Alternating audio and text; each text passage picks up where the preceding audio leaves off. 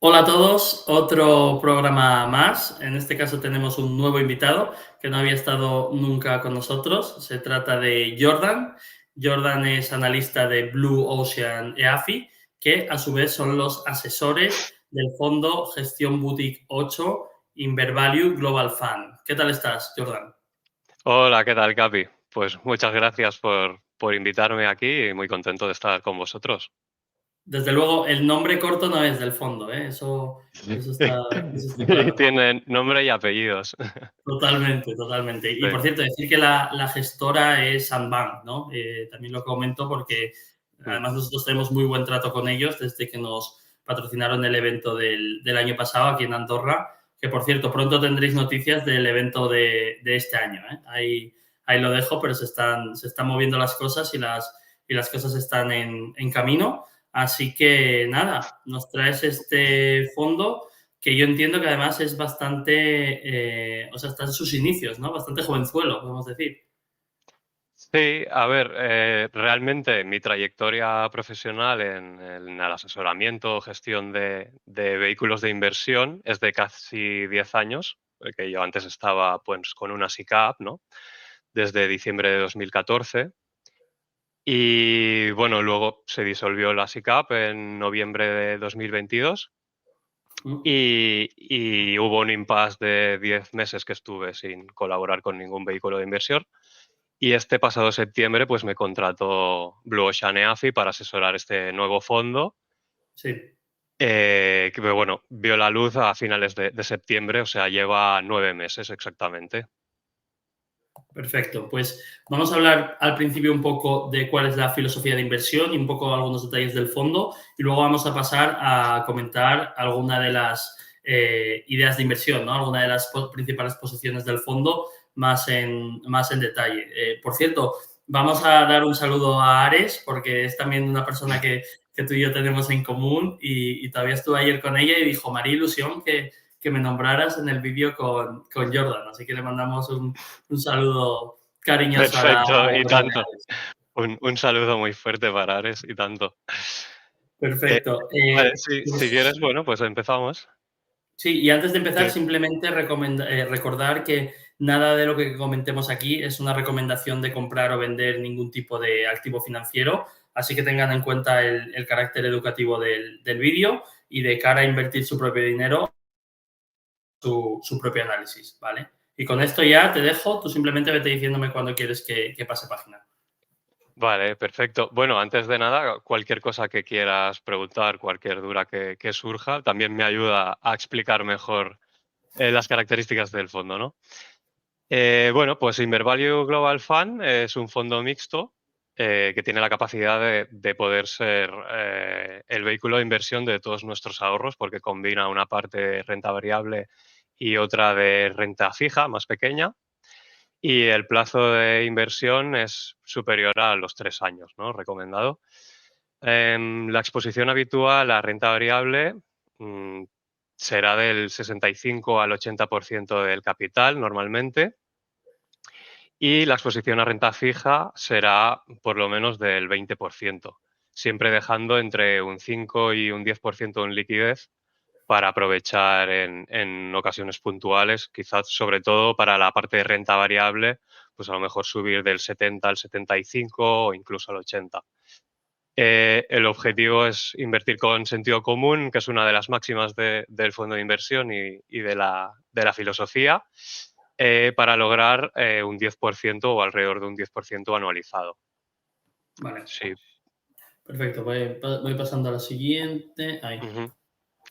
Sí, bueno, una de las características para que sea un fondo mixto es que, como se puede ver en la diapositiva, al añadir peso de renta fija, por ejemplo, vemos a 5 años no ha habido nunca un periodo de un portfolio 50% renta variable, 50% renta fija, que haya tenido pérdidas, ni invirtiendo en la mayor de las burbujas, ¿no? Y eso se adecúa, aunque no sea 50 y 50 la composición del fondo, pero se adecúa mejor al plazo de inversión que tiene el fondo. Y a la vez, también una máxima del fondo es que tener menores pérdidas implica mayores rentabilidades a largo plazo. Claro. ¿De acuerdo? Sí, perfecto. Vale, pues cuéntanos cuáles son los principios de inversión de este fondo. Bueno, pues los principios de inversión son mucha ser muy pragmáticos, hay mucha simplicidad en el análisis de los datos fundamentales y la valoración. A veces nos perdemos un poco en términos como cuáles son las ventajas competitivas de esta empresa, luego en las valoraciones pues ir al detalle. Al final las valoraciones son para tener una orientación. Si tú valoras un activo a 3 5 años, es muy difícil. Bueno, no vas a acertar casi nunca, porque pueden pasar 1000 cosas por el camino que van cambiando lo que puede suceder. Entonces, solo orientativo. Otro principio es que el precio de compra es muy importante. La empresa tiene que estar barata para ser comprada, si no, no nos interesa. Aunque sea el mejor negocio del mundo, Todo tiene un sobrecompensar. precio, ¿verdad? Claro, comprar caro o con expectativas muy altas de futuro, luego a la que se tuerce un poco cualquier cosa, te recorta mucho la rentabilidad que vayas a obtener. Y eso también está muy claro en el fondo. Vale. Em, Otro punto es, bueno, siguiendo esta línea de simplicidad, pragmatismo, comprar barato, pues ya vas poniendo todas las probabilidades o las mayores de las probabilidades a tu favor para minimizar las pérdidas. También, pues con la composición de la cartera mixta, etcétera. Y otro punto importante, bueno, aquí quería cambiar esto de comisiones bajas realmente por intentar eliminar los sesgos psicológicos, ¿vale? Es otro principio de inversión que sigue también la misma línea, pues de no enamorarte de ninguna empresa, tampoco odiarla, ser muy flexible en lo que vaya sucediendo en el mercado o en los negocios para así poder ser ágil y desinvertir o invertir en nuevas inversiones cuando se dé la oportunidad. Perfecto. Ser muy objetivos y ser poco subjetivos. La teoría está bien, a veces en la práctica es verdad que a veces cuesta más, ¿eh? Eso Por está... eso pongo intentar, por eso he dicho intentar, porque en la medida de lo posible, ¿no? Vale, perfecto. Vamos a centrarnos ahora un poco en la parte de renta variable. Sí, bueno, como he dicho, pues es la parte más importante, normalmente tiene un peso del 70%. Y bueno, el primer punto, como no, pues es comprar negocios infravalorados con una visión, unas valoraciones a 3 5 años e ir monitorizando pues el desarrollo del negocio, ¿no? A largo plazo. Luego, otro punto muy destacado a la hora de invertir es, le damos mucha importancia a la cultura empresarial y a que los dueños estén alineados con todos los accionistas. Y es algo que, bueno, pues yo he bautizado como insiders investing, ¿no? Ahora mismo en la cartera de renta variable, el peso medio que tienen los insiders en el accionariado es del 25% del total de las posiciones, que yo creo que es bastante elevado. Muy elevado. Sí, y bueno, es una garantía de que a largo plazo miren para generar valor y no miren tanto cuestiones de corto plazo. Además, bueno, esta característica también se cumple en el propio fondo de inversión, ya que pues, yo soy un insider, ya que tengo la mayoría de mi patrimonio invertido en el fondo y también el de mis familiares, o sea que también aplica al propio fondo de inversión. Perfecto. Luego, en cuanto a las características que me gustan más en un negocio, pues te diría también en la medida de lo posible, ¿no? Que cumpla, que tenga poca deuda, que los ingresos sean recurrentes, que tenga escalabilidad en costes para seguir creciendo, que pueda reinvertir la caja generada y el management sea activo en ese aspecto, que quieran crecer. Y bueno, sí puede ser también que estén en sectores eh, que estén en crecimiento y que no tengan amenazas o disrupciones posibles. Y todo esto pues va encarado a generar valor a largo plazo, ¿no? Creo que son unos rasgos muy positivos. En este sentido también, intentar evitar negocios cíclicos, o con necesidades de capital altas, con mucho CAPEX, ¿no? Con muchas inversiones recurrentes que puedan diezmar los márgenes y también negocios que dependan de factores externos, como por ejemplo puede ser pues, el de las materias primas, aunque ya sí que aquí en Momentum pues, os gustan bastante este tipo de sectores, ¿no? Pero en la línea de lo que decía lo que decía antes, perdón, pues es una manera de intentar limitar los riesgos y poner las probabilidades de éxito a tu favor. Eh, También tenemos una cartera diversificada y esto va un poco en contra con el dogma de algunos grandes inversores, ¿no? De tener una cartera concentrada. Y bueno, la explicación es que poniendo un ejemplo, una cartera de 10 posiciones que tengan un 10% cada una de peso, Sí. sabes que a veces pues, pueden pasar 2 años, 3 años, hasta que una empresa no aflora el valor, ¿no? Y durante ese tiempo, pues estás falto de rentabilidades y es difícil acertar bien el momentum. Sabes que está infravalorado, pero no sabes cuándo va a subir. Entonces, para hacerlo algo más estable, si tienes más posiciones y más en small caps, por ejemplo, que también pues tenemos más posiciones en small caps sobre todo, se dan muchos casos en el que, como no sabes el momento en el que va a subir, pero a veces cuando suben en un mes o en 2 meses pueden subir un 70%, un 80%, eh, puedes aprovechar esa subida para vender esa posición y reponerla y poner otra posición que esté infravalorada. Y no tener que acertar tanto en el momentum de todos los valores que tienes en cartera. Y una pregunta, claro, entiendo que es una posición máxima, por ejemplo, del 4% en build, en crear la posición, pero ¿qué pasa si, por ejemplo, tienes pon cerca de un 4% de una empresa y de repente se hace un bagger en muy poco tiempo? ¿Para cumplir ese 4% cortas Normalmente o lo sí. dejas? Normalmente hago mucho, bueno, y junta con el último punto de contrarian un poco de aumentar los pesos cuando haya escenarios de pesimismo y valoraciones bajas y, perdón, de aumentar los pesos, sí, y de reducirlos cuando haya euforios y valoraciones altas, pues liga con esto, ya que cuando hay una revalorización muy fuerte de una compañía, pues normalmente se va bajando, se va vendiendo parcialmente la posición para volver a devolver el peso adecuado a esta posición, incluso aún más bajo, ¿no? Porque ahora el margen de seguridad es menor que antes. O sea, Perfecto. normalmente no se va a subir de ese 4%. Ahora, de hecho, se ha dado el caso que sí se ha sobrepasado con Por eso Newland, te si lo quieres. digo.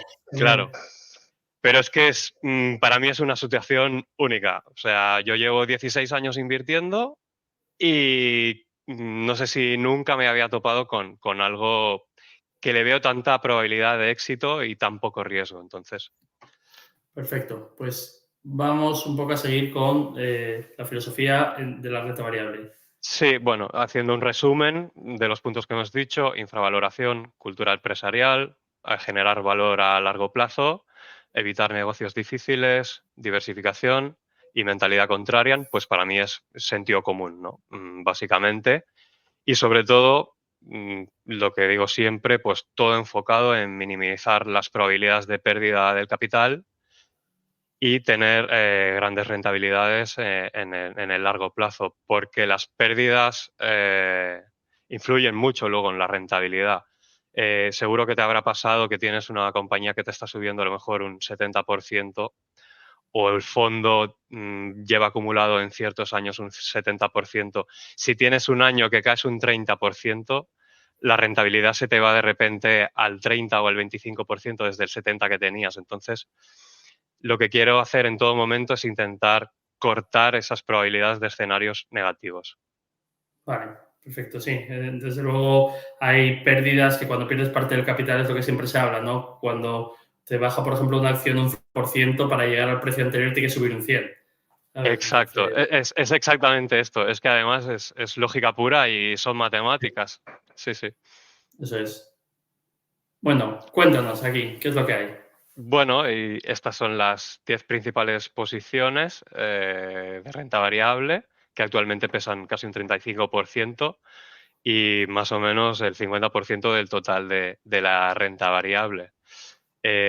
Últimamente, en los últimos meses, como hay esta dicotomía también entre big caps y small caps, hay muchas empresas small caps que siguen muy infravaloradas y sigue pasando el tiempo y no terminan de subir, ¿no? Entonces veo un potencial muy grande y he ido concentrado un poquito más lo que son las principales posiciones en los últimos meses.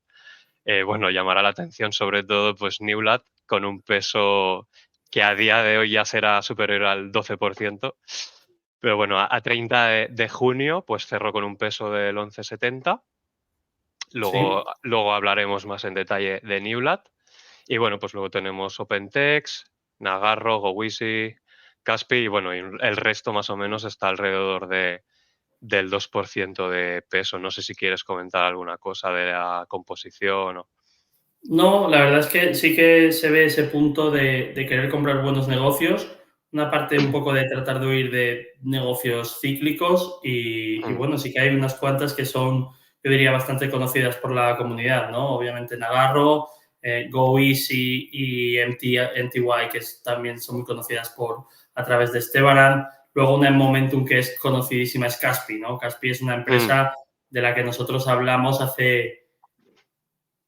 desde el inicio, 3 años y medio, casi 4 años, nosotros ya habíamos hecho un vídeo de Caspi cuando nadie conocía Caspi, ¿no? En ese sentido, que es una empresa que yo creo que, fíjate, yo creo que por calidad puede ser prácticamente de lo que más calidad tenga como negocio de ese top 10, ¿no? Es una locura. Si esa empresa fuera americana, yo no sé lo que podría valer, sí, sinceramente, sí, Caspi, ¿no?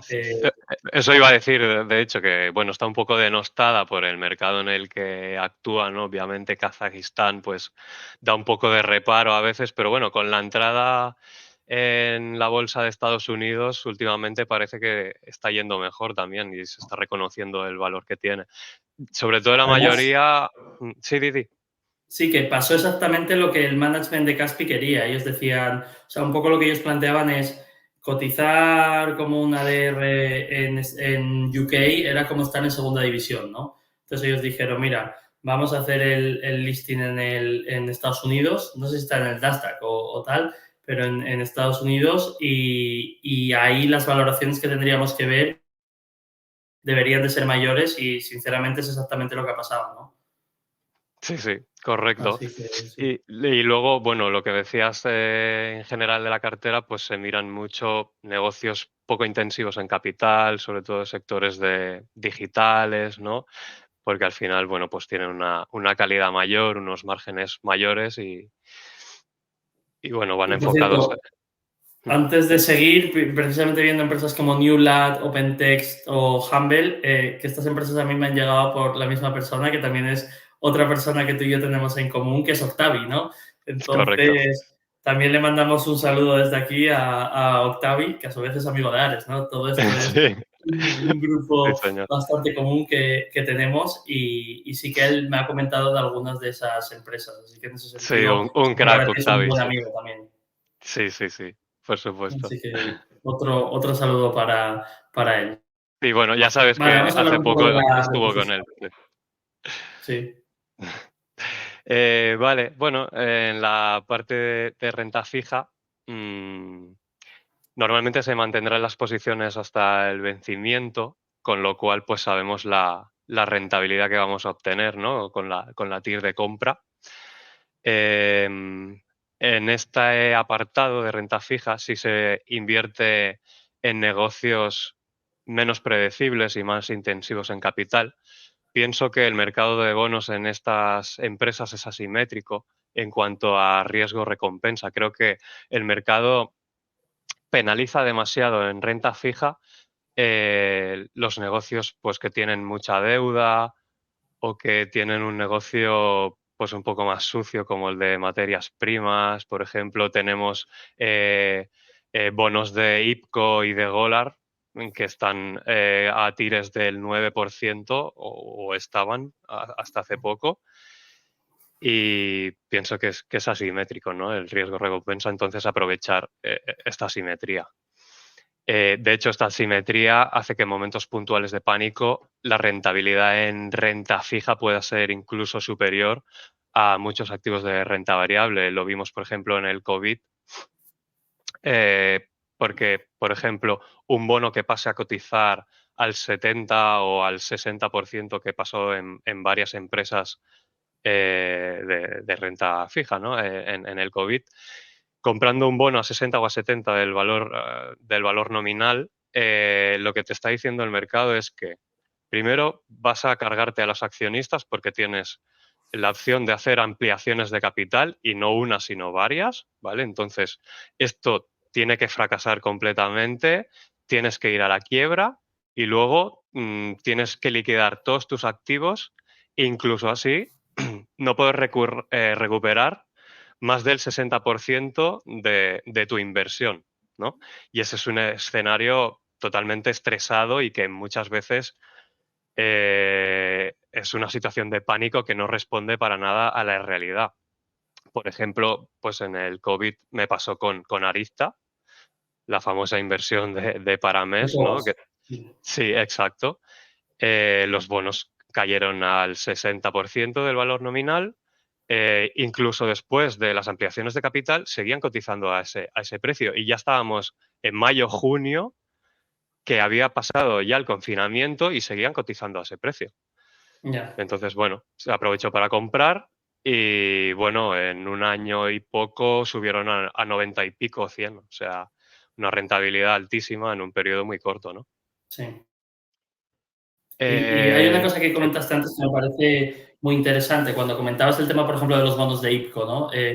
Claramente hay, por las dinámicas, digamos, de inversión que hay hoy en día, toda la parte de ESG y demás, hay un punto donde hay determinados sectores donde a igualdad de riesgo se da una rentabilidad adicional, ¿no? sí, Y yo creo que el oil and gas es un ejemplo de ello. Y me parece interesante porque ya te había dicho hoy, antes de empezar a grabar, que hoy había tenido muchas grabaciones, ¿no? Y una de ellas precisamente fue con el CEO y el CFO de Afentra, que igual te suena un poco por nosotros, que es una compañía de oil con activos en Angola, ¿vale? Y una de las cosas que me comentaba la CFO es que, claro, siempre iba a haber mínimo un par de puntos, un 2%, ¿sabes? De coste adicional por ser una empresa de oil, generalmente, ¿no? Entonces, claro, al final tienes que también como, vale, a igualdad de riesgo me están dando un 2% adicional de rentabilidad solo porque esta empresa es de un sector odiado, entre comillas, ¿vale? O no tan querido. Y claro, cuando tú vas buscando una rentabilidad para tus partícipes, en el fondo lo que tú tienes que hacer es aprovecharte de este tipo de cosas, ¿no? sí, totalmente.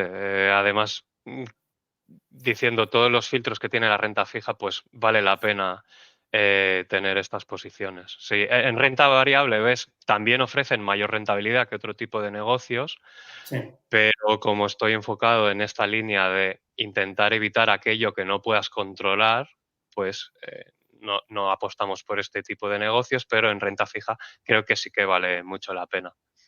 perfecto. Sí, bueno, simplemente como característica que se puede invertir en cualquier tipo de calidad crediticia, y la duración de los bonos normalmente no será superior a los 3 años.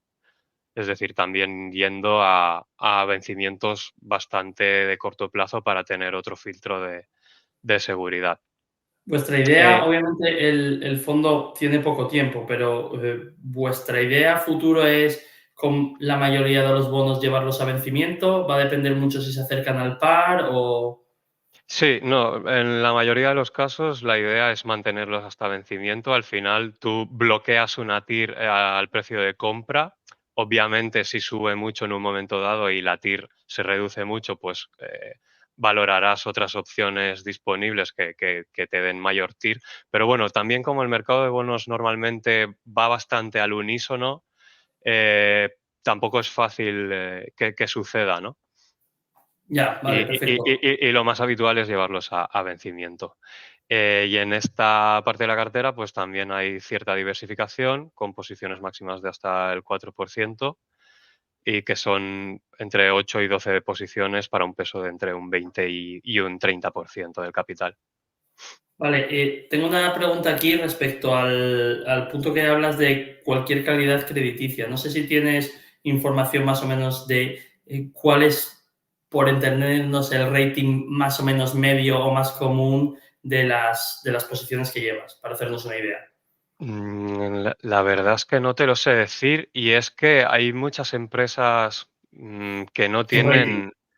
tienen rating directamente, entonces es como muy difícil hacer una valoración porque a la que te sales de las big caps, hay muchas que no tienen directamente calificación, entonces por Pero que a eso su vez les también, da una rentabilidad adicional, precisamente por no exacto, tenerlo. exacto, ahí va, sí, sí, correcto.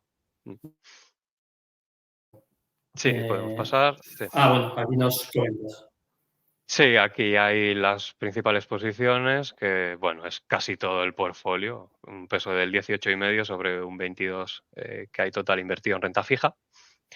Y bueno, posiciones como IPCO, EDF, Arista, British American, Golar y Teva, todas con un peso bastante homogéneo. Y la TIR hace 9 meses cuando se hizo la cartera era de alrededor del 7% y es un horizonte de unos 3 años. Sí. Habrá bajado quizá alrededor del 5, 5,5 y ahora más o menos esta es la TIR que tiene. Mira, me hace gracia ver ahí el de British American porque, si no recuerdo mal, Daniel Tello, que tú sabes que también es una persona que controla mucho por el lado de renta fija, ¿no? Y tuvimos un debate bastante interesante la última vez y hablamos de, a ver, pero ok, Bats, ¿por qué tienes renta fija y no variable, no? Entonces salió un debate ahí bastante interesante y él un poco lo que comentaba era precisamente lo que tú decías antes, que hay veces cuando a veces el mercado de los bonos se estresa demasiado y se va a unos niveles un poco ridículos para la calidad de la empresa, puedes conseguir un retorno, una TIR mayor casi en renta fija que en variable, ¿no? Y sobre todo asociado al riesgo que tiene, el downside que tiene una cosa y que tiene otra, ¿no? Yo creo Sí, que British es un ejemplo de eso. sí, correcto. Y además, bueno, en este caso en particular, como el futuro es incierto, tampoco es que creo que vaya a desaparecer, ¿no? Pero tampoco sé si tiene un potencial de revalorización muy alto, British American, más allá del dividendo que puedas ir cobrando, ¿no?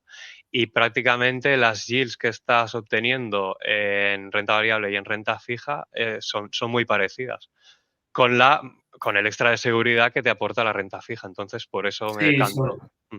sobre todo que a día de hoy, además, British, claro, es una empresa que ya ha digerido en gran parte toda la adquisición de Reynolds y a nivel deuda están en unos niveles que van bajando de forma constante. Entonces, claro, como poseedor de su renta fija, eso es lo que a ti te interesa, ¿no? Que el riesgo cada trimestre que pasa realmente es menor, ¿sabes? Pero tú Exacto, tienes ese log, digamos, de esas rentabilidades, ¿no? exacto. Entonces, Mm. vale, perfecto. Sí, bueno, y otro punto destacable del fondo del fondo de inversión es la alineación de intereses, ligado con lo que te decía, ¿no? De invertir mi propio capital, nuestro propio capital, es que tenemos una comisión de gestión más baja de lo que es habitual, ¿no? Una única comisión de gestión del 1%, sin comisión de gestión variable, que a veces es la gran no olvidada. Además, puede influir dicen, no, tienes mayor alineación si tienes una rentabilidad también, una comisión también variable. O puede que también te influya a tomar mayores riesgos y, por ejemplo, puedes tener un año en el que lo hagas muy bien, subas un 30%, quizá te sumes a ciertas burbujas o a ciertas tendencias peligrosas del mercado, porque luego al final esa comisión variable no te va a afectar en la caída.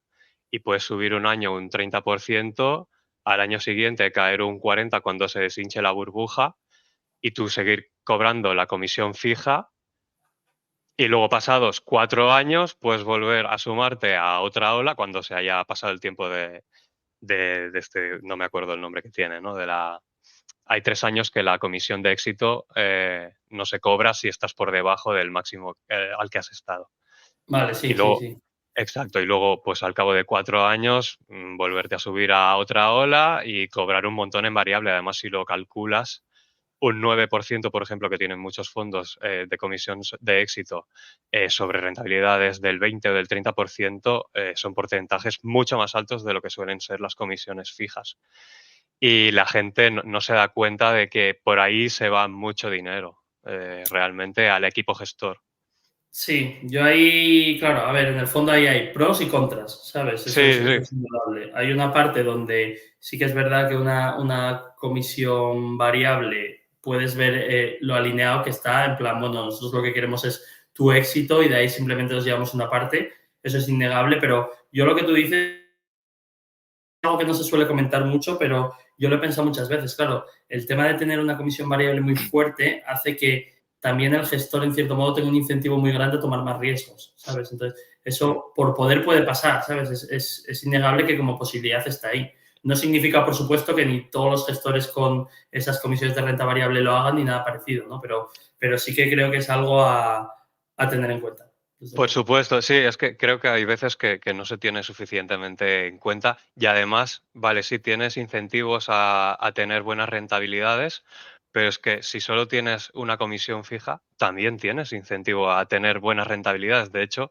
es tu único incentivo para poder aumentar el patrimonio y tener mayor comisión, ¿no? Hacerlo bien, porque si lo haces mal, te va a salir capital o vas a hacerlo disminuir.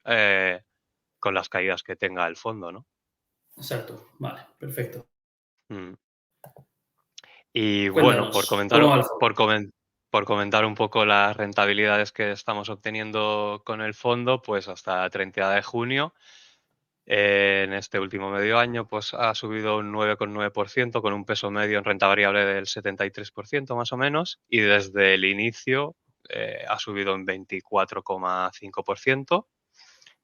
Y bueno, si sumamos la rentabilidad que estamos obteniendo con el fondo con la gestión en la SICAV que te comentaba anteriormente, que en Sí, los últimos 3 años y medio pues cumplieron la misma filosofía de inversión que tiene Eiber Value Global Fund, pues se tiene, bueno, que en un periodo de 4 años y 3 meses hemos subido casi un 69%, que eso es una rentabilidad anualizada del 13,1%, con un peso en renta variable medio del 67,6%, que lo creo que es bastante destacable. Aquí podemos sí, la ver verdad el... es que es una rentabilidad relevante Sí. y que además aquí coges todo, ¿no? Coges el pre-COVID, el COVID, el post-COVID. Sí, bueno, de hecho se puede ver en la tabla luego de rentabilidades mensuales que hubo un impasse de casi 10 meses entre la disolución de la SICAV y que pasé a asesorar el fondo de inversión Sí, sin invertir, pero de hecho en ese periodo los índices fueron ligeramente positivos, o sea que tampoco es que digas, no, es que claro, estuviste desinvertido en un periodo que cayó mucho la bolsa y demás. No, no, realmente los datos son reales y responden a un periodo cualquiera de 4 años y 3 meses. ya, vale, pues perfecto. A partir de aquí, ¿de qué hablamos aquí? Bueno, pues hablamos de Newlat. Eh, Aquí podemos ver las adquisiciones que ha hecho desde que salió a bolsa en 2019 y cómo ha ido integrando varios negocios y creciendo muchísimo, ¿no? Tanto en facturación como en EBITDA. Y eso, pues, es síntoma de que tienen una buena experiencia haciendo este tipo de integraciones, pasando de 2019 de un EBITDA de 27 millones hasta 800 que tenían hasta ahora, pues es un crecimiento tremendo, ¿no? Y ahora, pues quieren hacer algo aún más acelerado, que obviamente pues puede tener sus riesgos, porque es una empresa mucho más grande que ellos, de hecho, y pasar la facturación de 800 millones a 2.800 y el EBITDA de 72 a 188. Sí, de hecho, te lo comentaba antes, ¿no? Justo hicimos un programa hace nada de Newlat, ¿vale? Con Gerard. Yo creo no sé si lo conoces a Gerard. A Gerard Eh, Pella. Sí, claro, por supuesto. Sí, sí. todo el círculo, el famoso Exacto. círculo. Sí, sí, sí, sí. Y con Heredia hicimos un programa sobre Newlat y centrado un poco en la adquisición, ¿no? Y entonces ellos, ahora nos contarás tú, yo creo que es interesante porque ellos tenían una visión de que probablemente había demasiado riesgo con esta adquisición, ¿vale? Y que quizás había alternativas mejores de cara a invertir el capital de la empresa. Entonces, ahora nos Ujú. vas a contar un poco tú cómo lo ves. Perfecto. Sí, bueno, esta es una overview un poco de cómo quedaría el nuevo grupo, que se va a llamar New Princess. Bueno, lo que hemos comentado de 2,8 billones de facturación, 188 de EBITDA, esto es presinergias, o sea, solo sumando lo que hacían hasta ahora Newlat y Princess por EBITDA separado. 1 más EBITDA 2, básicamente. Exacto, además creo que son cifras, las que suman de Princess son solo hasta marzo de 2024, porque ellos cerraban el ejercicio fiscal en marzo de 2024. Bueno, 8.800 trabajadores en total y 31 fábricas, ¿no? Si Vale, podemos. perfecto. Mm. Y aquí un poco las marcas que tienen, ¿no? Sí, aquí se diferencian pues las divisiones, las de arriba son las que tenía hasta ahora Newlat y las de abajo son las que aporta Princess. Bueno, básicamente pues es un negocio muy conservador de alimentación que ahora pasa a estar muy diversificado y con productos complementarios.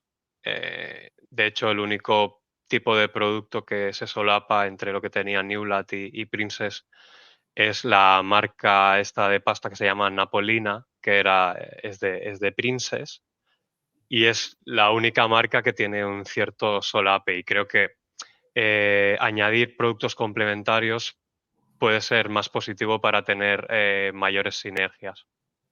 Y lo que sigue. Uy, se nos fue. Sí, Se la te fue la cámara, ¿no? cámara. Vale, bueno. Vale. Lo que sí que te comentaba es que yo que he vivido en Londres muchísimos años, te puedo decir que Napolina, que es una marca que se vende mucho en Londres, en Reino Unido, es una marca que ahí está muy bien posicionada. A Ah, nivel sí. marca, a nivel precio y demás. O sea, en ese sentido, en pasta allí sería como un equivalente a quizás pastas gallo en España. ¿Vale? Fantástico, mira, pues no conocía ese dato al detalle, Sí, sí, sí, es muy buena marca. muy positivo. Sí, vale. Bueno, como posibles sinergias, ellos comentan, pues está la de la pasta, de hecho, Napolina. La Princess subcontrataba su producción a terceros. Y ahora, pues con las instalaciones que tiene y el know-how que tiene Newlat, lo producirán de manera interna, con lo cual pues pueden tener mayores márgenes por partida doble. Primero por internalizar el proceso y luego porque Newlat tiene instalaciones con capacidad que aún no está siendo usada y esto pues hace más eficiente las instalaciones que ya tienes actualmente. Sí, la verdad es que esto Otra, está, o sea, es como muy lógico, ¿no? En plan, yo ya tengo estas fábricas pagadas, por así decirlo, aquí por poder puedo hacer más pasta, no la hago porque no la vendo, ¿sabes? Pero ahora que he comprado claro, una marca como Napolina, en vez de hacerlo un tercero, lo hago en mi fábrica y lo vendo, ¿no? claro, exacto, y es una ganancia doble. Primero por el margen que te ahorras de subcontratarlo y Claro, luego porque te apalancas operativamente en la fábrica, porque los costes fijos más o menos van a ser los mismos y los costes variables van a aumentar seguramente menos de lo que te aumente la facturación. eso es, vale, Eh, perfecto. luego, pues hay sinergias muy claras porque en el Reino Unido, precisamente, que es el mayor mercado de Princess, con el gran posicionamiento y toda la logística que tiene Princess allí, porque Newlat tiene casi un 20% de la facturación en el Reino Unido y, entró en 2021 con la adquisición de una empresa que se llama Symingtons y le puede ir muy bien para generar economías de escala, pues toda la red que tenga comercial, almacenaje, logística, producción que tenga Princess. De hecho, bueno, Newlat comenta que, que Princess tiene una base de activos muy, muy grande, ¿no? O sea, mucho de fabricación y demás, y eso lo puede aprovechar muy bien Newlat para entrar en nuevos mercados en los que ya esté presente Princess. De hecho, este tipo de sinergia pues serían las ventas cruzadas, ¿no? Y se trata de aprovechar pues en las marcas, en los países en los que está presente Newlat, ahora puede implementar y comercializar las marcas que eran de Princess y entrar en nuevos mercados. Y en los mercados que ya estaba presente Princess, pues comercializar las marcas que tiene Newlat en otros mercados, porque al final si el producto funciona en un mercado, luego cuando tienes una red comercial importante ya en otro nuevo mercado es mucho más fácil entrar y también replicar ese negocio y también tener éxito, porque si tiene éxito en una región es fácil que la tenga también en otra región. Al final son años de know-how y de optimización de producto para que funcione. Sí, al final yo creo que aquí hay dos partes, ¿no? Los mercados donde se solapen hay una posibilidad de eficiencia en costes muy grande, ¿vale? Y los mercados que sean alternativos, hablo respecto a los productos, ¿no? Los mercados que Mm, sean alternativos no tienes esa eficiencia en costes, pero por contra tienes esa posibilidad de meter los productos de uno en el otro país y los de otro en este país, ¿no? Entonces, en ese sentido, claro, si sale bien, pues bueno, también el PowerPoint lo aguanta todo, me refiero que, ¿sabes? Pero sí. tiene el sentido, es a lo que Mm, voy, ¿sabes? sí, sí, sí, yo lo veo exactamente como dices. Tienes las dos patas, ¿no? Posibles. Sí. Vale, perfecto. Pues vamos a pasar a la siguiente. Sí, bueno, este hace referencia a lo que comentábamos de aprovechar capacidad que actualmente no esté siendo usada. Esto es una slide precisamente de Newlat, creo que del 2020, 2021, que comentaban pues que tenían mucha capacidad sin uso aún. Y bueno, pues muestra cómo según va aumentando la facturación, puedes ir aumentando los márgenes, por eso que decíamos, ¿no? Por el apalancamiento operativo de las fábricas.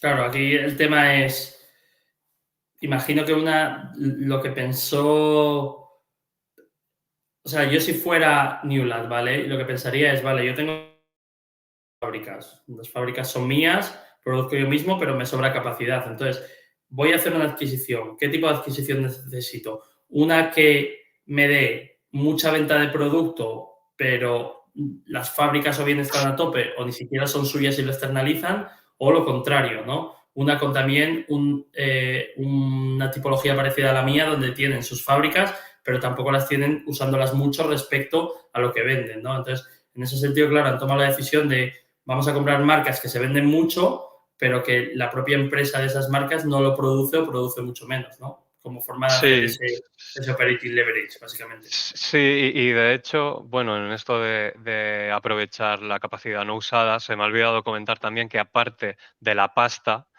que entra, digamos, la marca napolina, entra en las fábricas de Newlat. De hecho, hay otro proceso a la inversa, que es que Newlat, a través de Princess, va a entrar en el mercado de las salsas de tomate, que es pues muy complementario con la producción de pasta, por ejemplo. Y Sí. de hecho, Princess tiene la planta de producción de procesados de tomate más grande de toda Europa, que está en Italia. Y Vale. claro, Newlat tiene 3 marcas de pasta que hasta ahora no tenían salsas y procesados de tomate, y ahora va a entrar en ese sector, además aprovechando un montón de capacidad operativa que tiene también sin usar en la fábrica esta que es de Princess. O sea, hay otra sinergia muy grande en este sector de las salsas de tomate. Ya, esto sería como, por ejemplo, sí, que tú vas al súper en España y ves, no sé, aunque no sea exactamente de tomate, pero ves una salsa de pesto de gallo, por ejemplo, ¿sabes? Claro, de cara a comprar, al final, en el fondo, cuando uno compra una salsa de pesto, salvo que conozcas específicamente la marca, pero bueno, te guías un poco por precio y la percepción que tú tienes, ¿no? De la marca, ¿sabes? Desde la marca blanca a marcas que se conozcan. Entonces, claro, tú ves, ostras, un pesto de gallo, pues dices, pues sí, lo compro, porque en el fondo es una marca que ya te suena y ya compras la pasta de gallo, ¿sabes? Claro, sí, es eso. Y además, bueno, hasta ahora, pues el usuario que compraba la pasta de Newlat y compraba salsa de tomate también o de pesto, lo que sea, eh, claro, compraba la pasta del Verde, por ejemplo, que es una marca de Newlat, pero compraría la salsa de otra marca. A lo mejor ahora, si es un cliente más o menos fiel de Del Verde y compra esa pasta por algún motivo en concreto, que supongo que tendrá sus motivos, que a Sí, lo mejor no solo es el precio, ¿no? Pues va a ver que también hay salsas del Verde y va a entrar a comprar ese producto de marcas de Newlat que antes no lo hacía. exacto. Y bueno, Un poco aquí lo que se ve un contabas poco aquí, ¿no? Resumido, mm, el cross-selling. exacto, el cross-selling en diferentes áreas geográficas. Los países azules es donde está más presente Newlat y los rojos es donde está más presente Princess. Vale, Mm. perfecto. Entonces, bueno, yo como te decía, pues veo con muy buenos ojos, ¿no? Esta adquisición creo que tiene mucho sentido. Por lo que decíamos, tiene muchas diferentes opcionalidades positivas de generar mayores rentabilidades, sea en tema comercial o sea en sinergias estructurales, ¿no? De capacidad operativa, etcétera. Y bueno, resumiendo un poco las características de lo que será New Princess, yo veo que será, pues, es un negocio muy defensivo de alimentación y muy diversificado. Además, pues Newlat tiene acuerdos con sus clientes, ¿no? Con los supermercados que cubren los aumentos de precio sobre la inflación. Se ha visto como en el periodo de inflación al principio cayeron un poco los márgenes, pues por los costes de producción, etcétera, pero luego los ha ido repercutiendo a los clientes, de hecho, por contrato, y bueno, pues ha salido muy bien de esta situación. Otro punto a favor es el histórico de la gestión de la familia Mastrolía, ¿no? Que está detrás con un 62% del accionariado y tiene un histórico muy bueno en las adquisiciones y en integrarlas, en hacerlas más eficientes y escalar los márgenes, etcétera. Y bueno, el nuevo grupo también puede tener mejores accesos a los mercados en cuanto a financiamiento, por ejemplo, ya que tendrá un tamaño mucho mayor, con mayor visibilidad, doblan las divisiones, tienen productos complementarios y lo que comentábamos, pues pueden tener sinergias de producción, almacenaje, transporte, ventas cruzadas. Y luego, pues bueno, esta integración y el proceso de desapalancamiento, de hecho, bueno, supongo que sabrás que actualmente, pues con la compra de Princess, la deuda neta EBITDA ha subido más o menos hasta unas 4,5 veces, que es pues bastante alto para un negocio de este tamaño. Y bueno, lo positivo y lo que yo veo como muy probable es un proceso de desapalancamiento, ya que no estamos hablando de que a ver si son capaces de generar ganancias o no, o son totalmente dependientes de generar esas sinergias para que vaya bien el negocio. No, realmente, sin esas sinergias, si tú las sumas, si sumas los dos negocios por separado, ya estás obteniendo un gran flujo de caja. Y si ese flujo de caja lo optimizas, pues aún mejor, ¿no? Pero simplemente utilizando ese flujo de caja que ya generaría, lo usas a devolver la deuda, pues vas bajando el enterprise value y al final la valoración se rebaja mucho por múltiplos, porque Esta rebajas muchísimo la deuda. es la última slide esta de Newlat, sí. Hay otra, ¿Hay una más? hay Vale. otra. Sí, sí, aquí, Aquí. bueno, es eso lo que comento. eh, en la izquierda se puede ver lo que ellos prevén como el proceso de desapalancamiento. Ellos calculan más o menos que, a ver, que el 2023, 2020, bueno, que a finales de 2024 van a estar en un apalancamiento de 2,5 veces y creen que ya para 2026, 2027 van a estar por debajo de 1 vez deuda neta EBITDA. Entonces, aquí tenemos también en la derecha las previsiones que ellos han hecho de crecimiento de EBITDA del 15% anual. Y aunque no cumplieran exactamente estas guías, vemos que ellos prevén un EBITDA en 2026 de 287 millones, pero solo que fuera, me lo invento, de 230 millones actualmente y fueran reduciendo deuda, ¿vale? Y, por ejemplo, de aquí 4 o 5 años dejar la deuda a cero, el EV sería igual a la capitalización. Entonces, la capitalización actual de Newlat son 550 millones. Si tú me estás generando 230 o 250 millones de EBITDA, estamos hablando de que estás a 2,1 veces EBITDA, más o menos. Es una infravaloración extrema. Eso teniendo en cuenta lo que ya ha subido hasta ahora. La cotización que ha subido un 100% en un mes, de hecho, ¿no? Sí. Pero si te vas a Bueno, múltiplos EBITDAs más normales de 6 o 7 veces que puede tener este tipo de negocio tan defensivo y con el volumen que va a tener, pues claro, debes multiplicar la valoración varias veces para llegar a ese precio normal. claro, igual aquí lo que me gustaría que me contaras es, ¿crees que ha sobrepagado? Yo creo que no. De hecho, claro, depende de cómo lo puedas mirar.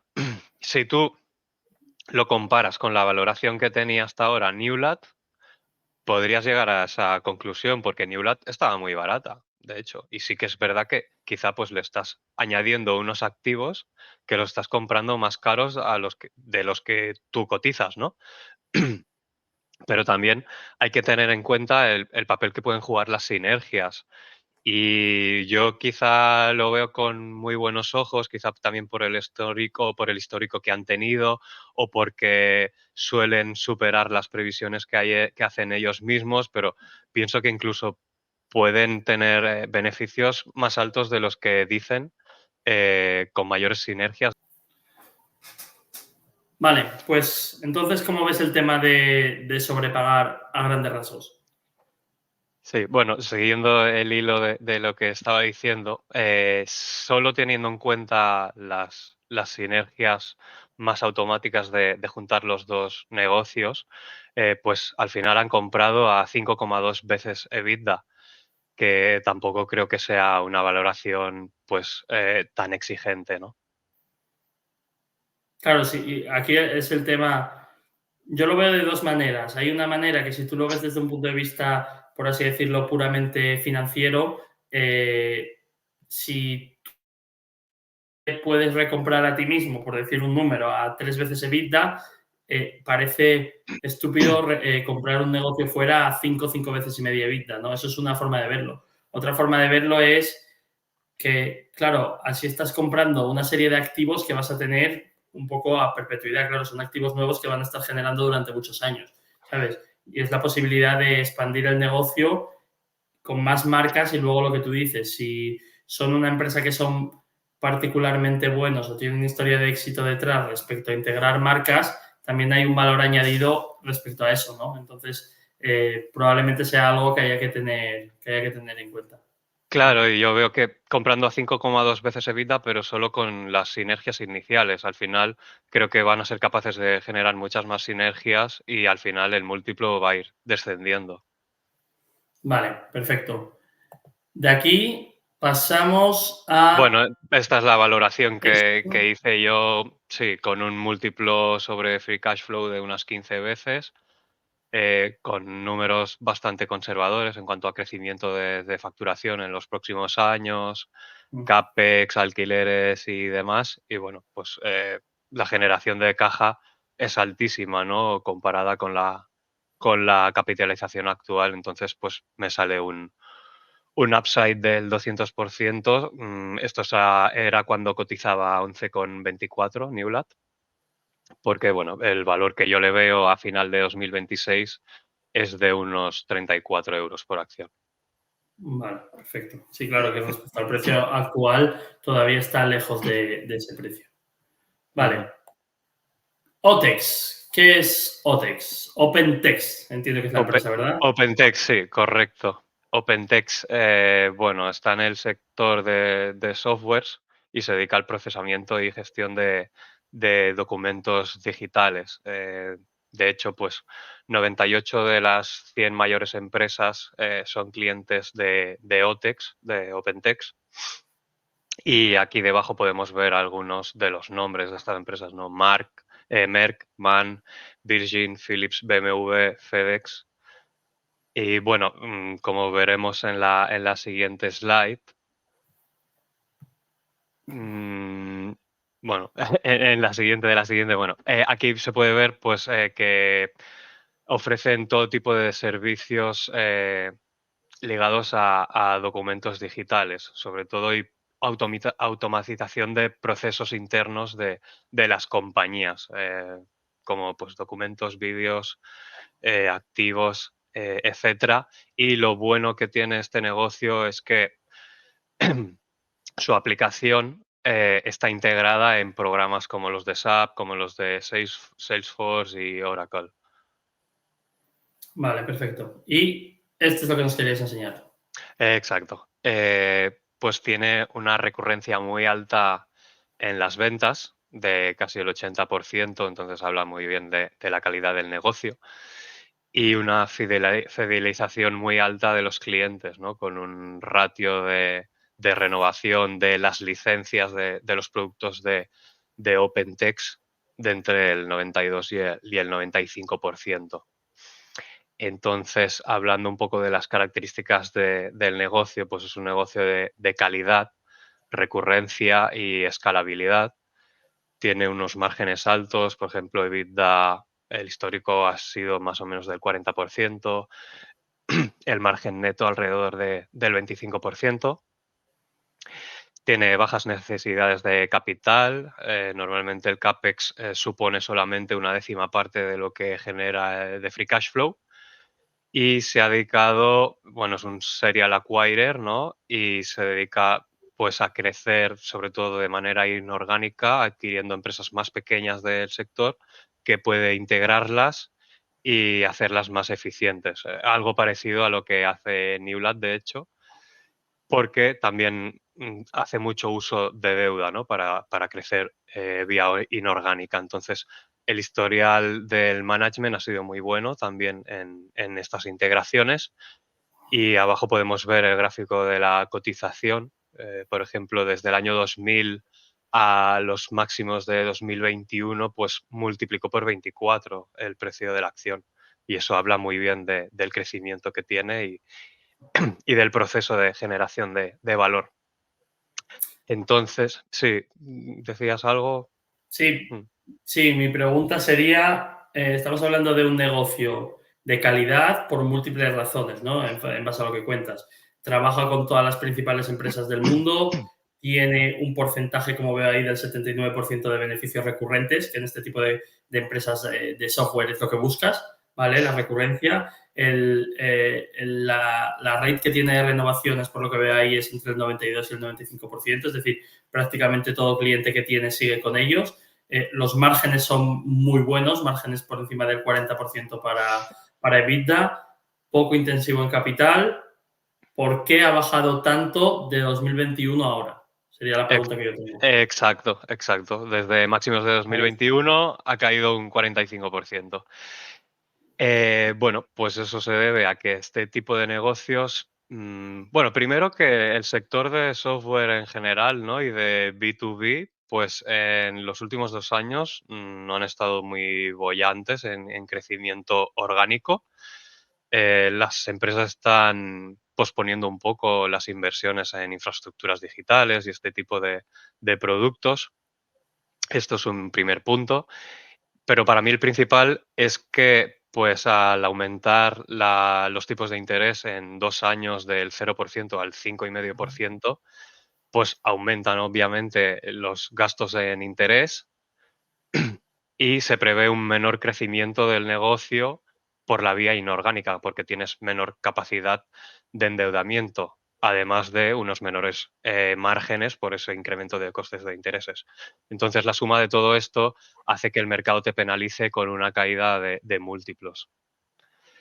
Vale, Además, sí, y además, pues ligado con todo esto, pues ellos ni cortos ni perezosos, a finales de 2022, pues se lanzaron a comprar otra empresa, siguiendo su plan de crecimiento inorgánico, haciendo un poco oídos sordos al incremento del coste del dinero, y compraron Microfocus por 5.800 millones cuando ellos cotizaban por 10.000 millones. Entonces es una adquisición pues muy importante también, y de hecho llevaron la deuda hasta 8.000, bueno, por encima de 9.000 millones, creo, la deuda total, cuando cotizaban 10.000 millones, y a un ratio de deuda neta EBITDA de 5,2 veces a finales de junio, bueno, en junio de 2023, que es cuando ellos cerraron el último año fiscal.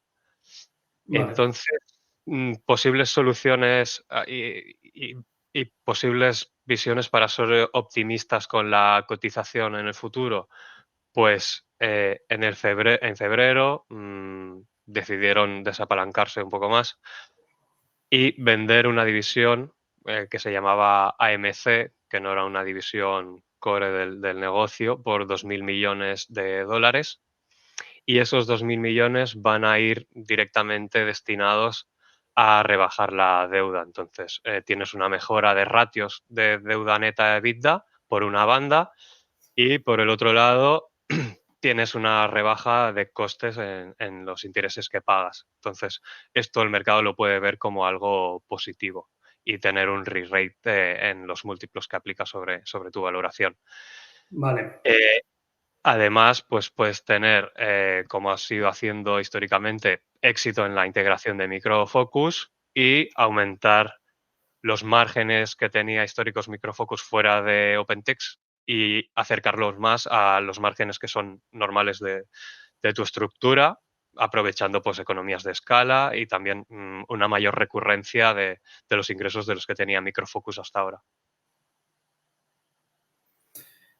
¿Visto ahora crees que la adquisición de Microfocus fue un error?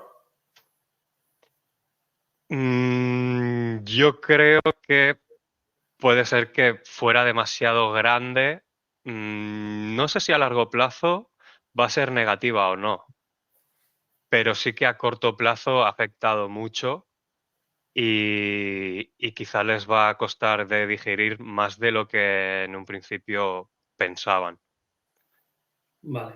¿Fue un tema de lo que es la empresa en sí o fue un tema de precio? De quizás se pagó un múltiplo un poco alegre porque el mercado estaba más caliente en ese momento.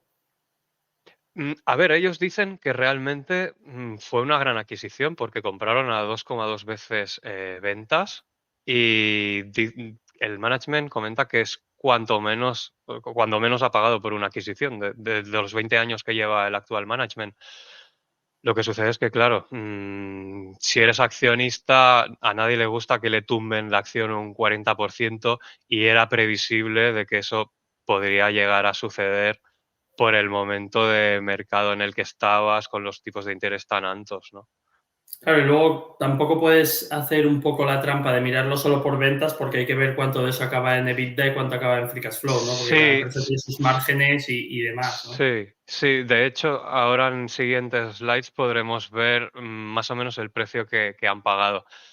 En esta se puede ver la estructura de deuda, y, bueno, muestra los 2.000 millones de la venta de AMC como va a ir destinada, son los dos cuadros con discontinuas verdes, ¿no? A devolver esa deuda de 2.000 millones y rebajar la deuda total de marzo, que tenían en marzo de 2024 de este año, de 8.500 millones hasta 6.500 millones, bajar el ratio que tienen aumentar el ratio que tienen de deuda fija desde el 50% al 66%, y también el tipo de interés medio que pagan del 6,3 al 5,87, y Vale. rebajar el ratio de endeudamiento por debajo del 3. Esperan a finales de año, o que, bueno, realmente implica a junio de 2024, o sea, en el siguiente report lo veremos. ¿Esa venta ya está cerrada, aprobada y todo está ya...? Sí, de hecho, los bonos, o sea, sí, los bonos, la deuda esta que tenía que recomprar está recomprada en mayo. Vale. O sea, eso ya está hecho, por así Sí, decirlo. sí. Vale. Y aquí vemos, pues lo que decíamos, es un resumen de la suma de las dos operaciones, tanto de la adquisición de Micro Focus como de la venta de AMC, qué ha aportado y qué no ha aportado estas dos operaciones al mercado, o sea, al negocio, respecto a lo que era en 2022, antes de la adquisición, y lo que ellos, claro, también esto habrá que verlo, lo que esperan que será a finales, bueno, en junio de 2027. Entonces ellos lo que han querido hacer es posicionarse más en el segmento cloud, que también incluye una pata de inteligencia artificial, por ejemplo, que está tan en auge ahora mismo. Sí. Ahora mismo el cloud va a suponer un 30% de la facturación de OpenText, cuando antes pues era bastante menor. Y bueno, pasar de unas ventas de 3.500 millones a unos 5.800 millones en 5 años, subir el EBITDA pues prácticamente un 70%, ir recuperando, bueno, seguir aumentando márgenes y pasar de un free cash flow de 900 millones a entre 1.200 millones y 1.300, ¿no? Que también es un aumento del 40 o 50%. Entonces, sí, sí, si quieres pasar la slide. Sí, lo que pasa es que aquí quiero comentarte una cosa antes, Sí, que cuando utilizas, estás en 2024 y utilizas de unas expectativas a 2027, hay un punto un poco de trampa, porque lo que estás diciendo, o sea, no puedes asumir como si nada 3 años. Si, ¿sabes a lo que voy? sí, bueno, al final ellos tienen el plan estratégico del negocio con vistas a 2027 y dicen, bueno, si lo cumplimos, lo que habrá pasado en 5 años con estas dos operaciones, pues habrá sido esto. Y entiendo que Sí, por lo que el pasa es que medio. también mm, sirve también de excusa un poco de, bueno, pon esto a 3 4 años, por así decirlo, y así en los próximos 6 meses tampoco nadie puede calibrar. Es decir, si ese margen EBITDA, que era el 36, ahora se va al 34, al 33, algo así, y dices, no, pero dentro de 3 años no te preocupes que es 36, 38, ¿sabes? Claro, Ya te entiendo, sí, sí, es una manera de contentar, ¿no? Momentáneamente las posibles críticas a la adquisición. con estas cosas no es que siempre piense que es bullshit, pero soy escéptico, ¿sabes? En Sí. plan, bueno, vamos a ver, ¿sabes? Es un poco lo que te puedo decir. No, y de hecho voy a añadirte que han aumentado las stock options con esta operación, o sea que tienes motivos para mal pensar un poco Motivos sobre para esta. dudar, ¿eh? Lo podemos llamar. Sí, sí, exacto. Porque han pasado las stock options de 70 millones a 150 millones, o sea, han doblado las stock options. Es cierto que la facturación también pues, ha aumentado un 70, un 80% más o menos, pero han aumentado mucho. Claro, aquí la duda es, ¿estabais simplemente, o sea, es parte de la adquisición simplemente hacer crecer el imperio o es una adquisición buena para los accionistas? Ya, ¿Sabes? Vale. totalmente. Es una duda Valoración. razonable, sí, es una duda razonable. Lo que pasa es que teniendo en cuenta pues la valoración, creo que incluso así o que no cumplan los objetivos que se han marcado, pues sucede un poco lo mismo que decíamos de Newlat. No tan exagerado, pero creo que la infravaloración pues es bastante palpable. Vale. Yo sí que he sido, bueno, de hecho, sí, es de aquí 3 años, ¿no? En junio de 2027 son 3 años de valoración. Y sí que he sido pues bastante benigno en cuanto a lo que ellos nos dicen y estimar un free cash flow de unos 1.200 millones de aquí 3 años y con un múltiplo sobre free cash flow de 15 veces, pues me sale una valoración superior a $70 por acción, ¿no? Cuando está alrededor de 30, 31. Claro, veo un margen de seguridad muy amplio y además, si fuera por mí, yo valoraría este negocio a un múltiplo más alto realmente. Creo que tiene Bueno, unas cualidades muy altas como para cotizar a 15 veces free cash flow, pero bueno, teniendo en cuenta pues todo lo que hemos dicho también, mejor ser un poco conservador. sí, mejor quedarte corto que pasarte, ¿no? En cierto modo, con Exacto, las valoraciones. Sí, exacto. en eso estoy de acuerdo. Pero la verdad es que esta empresa es muy interesante. A mí ya me habían hablado de ella, nunca me la he mirado en detalle, pero con esta bajada que lleva creo que es interesante mirarla, ¿no? Yo creo que al final ha habido una tendencia bastante clara en los últimos meses con todas las subidas de tipos de interés, que a toda empresa que era bastante serial acquire y iba con unos niveles altos de deuda, claro, eran unos niveles altos de deuda que en la época de tipos ceros y abundancia de liquidez no solo eran permitidos, sino que eran premiados, ¿sabes? Es decir, ahora el mensaje en 2024 cambia mucho al de 2021, primeros del 22, donde, bueno, te ponías con 5 veces deuda neta EBITDA, pero todo era optimismo, los intereses que tú pagabas eran bajísimos porque los tipos estaban en el suelo. Entonces, claro, en ese sentido hay una parte de mensaje que ha cambiado, pero igual que estábamos aquí y luego vas aquí, luego también tiendes a volver, ¿sabes? Es decir, hay cierta reversión. Entonces, lo que probablemente este tipo de empresas, yo una de las cosas que pienso más a nivel macro es que cuando empiecen los tipos de interés a bajar, estas empresas van a volar. De hecho, no es por nada, pero hoy estamos grabando y me he fijado y no solo esta empresa, sino que otras cuantas que yo sigo que tienen niveles de deuda altas, hoy están volando porque precisamente ya se rumorea bajada de tipos de interés en Estados Unidos, ¿sabes? Entonces, Claro, es algo que va a ser muy, muy sensible a los tipos de interés. Con las subidas fue negativamente, pero cuando vengan las bajadas puede ser positivamente. Pero claro, también detrás, si eso tarda en llegar, tienes un negocio real y tangible que está generando dinero, ¿sabes? No es una parte puramente especulativa eso, por así decirlo. sí, al final, resumiendo, para mí la calidad del negocio es muy, muy alta. Tengo mucha confianza en que podrá seguir siéndolo, en que tienen un histórico de adquisiciones muy buenos, en los que han podido pues optimizar los márgenes de todas las adquisiciones. Sí, Y por otro lado, tienes este proceso de re-rating en cuanto pues vayas devolviendo deuda o incluso baje el coste del precio del dinero. sí, sin duda. Bueno, pues Jordan, muchas gracias por todo. Te has jugado aquí hasta el físico, te has jugado Sí, la voz por el bueno, programa de hoy, así al que final, sí. agradecerte. No, agradecerte que hayas venido y espero que sea la primera de muchas, la verdad. Y a toda la gente que nos ve, bueno, pues darles las gracias por vernos. Sabéis que un like o dejar un comentario y, por supuesto, suscribirse al canal es algo que nos ayuda. Y luego no olvidéis que nos podéis encontrar, aparte de en X, que es la red social que más utilizamos. Sabéis que tenemos nuestro Discord propio, que son casi 6.000 personas las que hay allí. Es una barbaridad. Y en la descripción del vídeo tenéis un enlace a nuestro Discord. Así que, Jordan, muchas gracias. A los que nos veis, muchas gracias y nos vemos en el próximo programa. Muchas gracias.